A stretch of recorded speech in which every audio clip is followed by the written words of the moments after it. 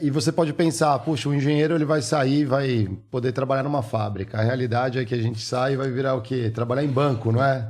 É até curioso, né? Que você, né? Você fala assim, pô, eu tenho toda a Você ciência... do quê? Não, eu sou mecânico e ele é eletricista. Eu falo elétrico, mas você olha... é mecânico, você é eletricista. Um dos meus melhores amigos de infância, de adolescência, é engenheiro. Do meu grupo, eu virei historiador, um outro amigo meu virou psicólogo e a gente tem um rio de engenheiros.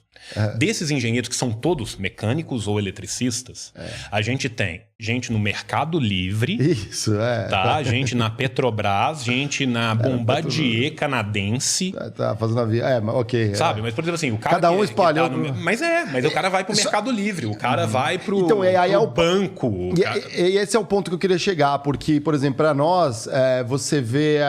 Tem um certo utilitarismo nas funções e aí nas profissões. E aí o pessoal olha, às vezes, a questão da galera de humanas e pergunta pra quê? Não vê, é muito utilitarista, né? Assim, do tipo, você tem que trabalhar na empresa. Esses dias eu vi uma empresa contratando antropólogo. Eu falei, cara, genial. Não, Por que não toda empresa tinha que ter um antropólogo? Você entra lá dentro, é um negócio, é uma selva, tem um... Cara, e é muito interessante porque, assim, não se aperceber disso que faz com que, citando Marx em 18, o Brumário, a história se repita como tragédia, como farsa. Né?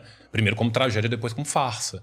Né? Então, muitas vezes você vê as mesmas coisas acontecendo de forma ligeiramente diferente, precisamente porque esse tipo de profissional vai ser muito negligenciado. Agora, por que muitas vezes esse tipo de gente é muito negligenciada? Porque esse tipo de gente, quando você forma um pensamento crítico, é complexo, né? Que vai, às vezes, contra a ideologia. Vai contra o que o status quo está falando, vai contra a ideologia do sistema, vai contra aquela manutenção. Aí o cara vai virar e vai falar uma coisa. Por exemplo, eu falo sem parar um segundo toda oportunidade que eu tenho. Gente, fascismo não é exceção no capitalismo. Fascismo é um botão de emergência que o capitalismo aperta toda vez que o bicho pega. Enquanto a gente tem o mesmo modo de produção e o mesmo modo de exploração, a gente tem uma tendência gigantesca de ter resultados muito próximos e muito análogos. Né? Então, assim, a gente vê repetindo um fenômeno que aconteceu na transição da década de 20 e 30 do século passado, não é à toa. E muitas vezes as pessoas sequer sabem quando ele começou, né? Porque a gente pensa assim, o fascismo, o nazismo, década de 20, década de 30. Ninguém lembra da Action Française. O primeiro grande partido fascista não foi nem italiano, nem alemão, foi francês. Né? Antes de Mussolini ou de Hitler chegar no poder, Piłsudski já estava no poder na Polônia, mas ninguém estuda a história da Polônia. Né? As ideias que alimentam ele não são sequer ideias do século XX.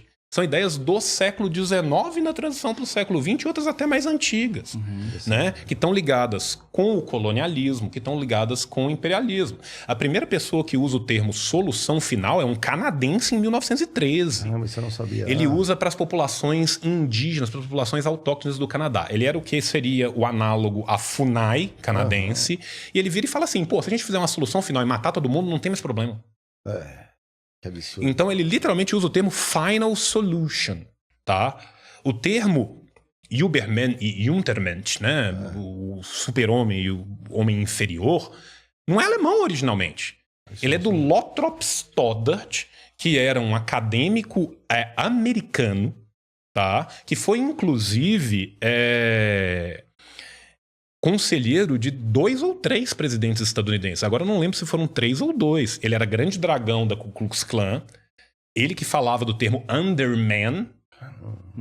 Tá? Então, assim, essas ideias racistas, essas ideias racialistas, elas são ideias em trânsito. As ideias transitam. Né? As ideias transitam.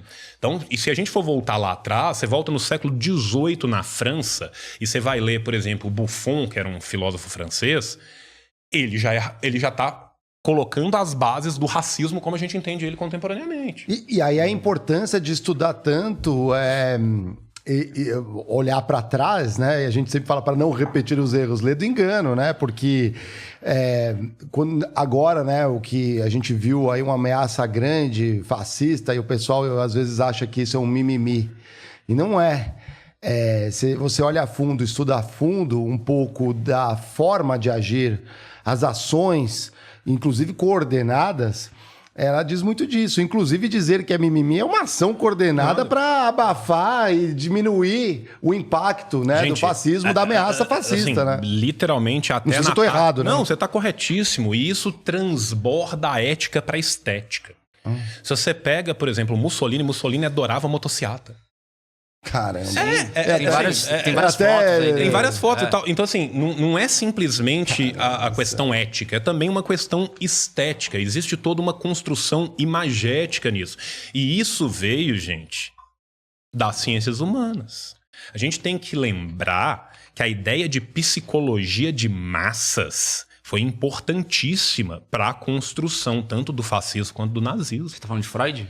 Não, eu tô falando da ideia de pensar como que as massas vão reagir a certos estímulos, né? O Wilhelm Reich escreve criticando, como que, assim, escreve de um ponto de vista crítico, ele era contra isso, mas ele está falando, ele tem um livro que chama Psicologia de Massas do Fascismo.